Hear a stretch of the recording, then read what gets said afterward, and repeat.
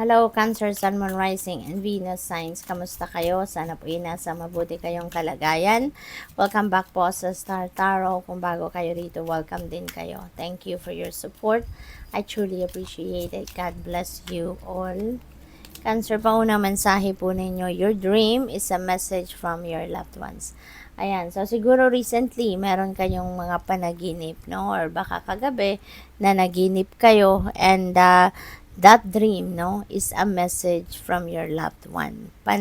Yung panaginip mo, mensahe yan para sa'yo, no, ng inyong mga mahal sa buhay na nag-passed on na on the other side. What else? Be patient, okay? All is well. Huwag kayong matakot, huwag kayong mag-alala, huwag kayong mag-worry, okay? Kasi ang mga pangyayari sa buhay ninyo sa ngayon, that's being taken care of ng Divine Universe and the rest of your spirit team. Kailangan mo lang na magtiyaga, maghintay, magpasensya at pasasaan ba. At dadating din kung ano man yung minimithi ninyo, mangyayari din kung ano man ang mga minimithi ninyo. Okay? All is well. Hindi man dumating eksakto, 'di ba, sa timeline na gusto ninyo ang mga pangyayari, or hindi man dumating eksakto sa ini-expect ninyong kind of or form ng kung ano man ang ina-expect ninyo rito. Hindi man sa saktong-sakto sa kagustuhan ninyo, pero rest assured na the Divine Universe is always preparing something better, no? Para sa atin. Laging yung best ang inaalala niya. We have your angels will only give you the challenges that you are capable of handling. Kaya, wala kayong dapat na ipag-alala. Don't worry about anything. Kasi hindi rin naman ibibigay sa'yo ang isang sitwasyon na hindi para sa'yo, hindi mo makakayanan, hindi mo kayang i-manage. 'Di ba? Kung ano ang kaya mo, yun lang ang ibibigay sa'yo. Kaya, rest assured, no, na kahit yung mga problema na yan, mga challenging situations na dumadating sa buhay ninyo, yan ay binigay sa'yo dahil yan lang ang kaya mo. Okay? So what else?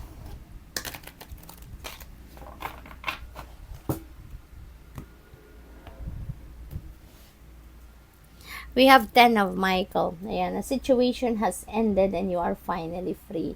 Yan, napakaganda kasi ni-release nyo na yung sarili ninyo from difficult situation. Mayroong mga difficulties, no? Na naganap sa buhay ninyo, na mga pinagdaanan ninyo, at yan ay napagtagumpayan nyo na, no? Kaya you are ready to move on with your life, no? Sabi dito, there are new opportunities for happiness, no? Will now follow. Put the past behind you, no? Ito na yung time para i-let go mo na talaga lahat ng nagpahirap sa iyo, nagpabigat ng inyong kalooban. Release them, forgive the people that have hurt you in the past, and move on, no? Move on. Magsimula na kayo ng bagong buhay. What else? We have 4 of Gabriel. Ayan. So, isa-celebrate ninyo to. There are situations dito na paborable sa inyo or maganda. Biyaya ito para sa inyo. Kaya, magsa-celebrate ka. And you deserve it. You deserve it. Every achievement deserves a celebration. Hindi ba?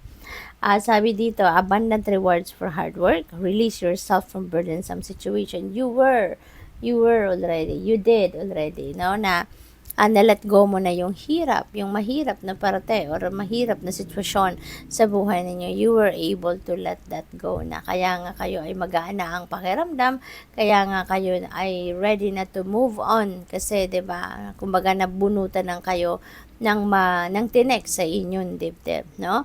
So, maaari din na meron ditong abundance and prosperity coming your way. Maaring may financial reward dito na makakamit kayo or marireceive kayo. For the job, well done, Kaya naman, isang bagay din yan na isi-celebrate ninyo dahil kayo ay magpapasalamat sa mga biyaya.